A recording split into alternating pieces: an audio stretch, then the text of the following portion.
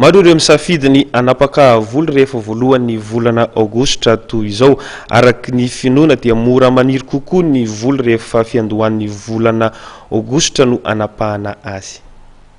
Mahasarika ny vehivavy ny manatona ireny trano fanaovam-bolo ireny rehefa voalohan'ny volana aogositra toy izao. Misy ireo manova endrika manapaka ny volo ary misy ny somary anapahana kely fotsiny ihany. Araky ny finoana dia mora maniry kokoa ny volo rehefa ny fiandohan'ny volana aogositra toy izao no anapahana azy. Samy manana ny heviny anefa ny tsirairay.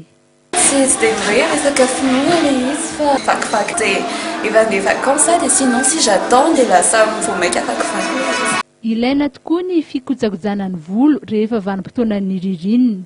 Betsaka tokoa no misafidy ny anapaka volo rehefa voalohan'ny volana aogositra toy izao raha ny fanamafisana izay noentiny tompona andraikitry ny toerana. Mahazava-dehibe amin'ny fanampahana volo izany dia simba ny volontsika rehefa mois vakivaky dia izay no anapahana azy. Eto amin'ity toerana ity dia mifanometanana ny rehetra ary ny ankizy izay ao anatin'ny fotoam-pialatsasatra azy dia manampy ny ray aman-dreniny.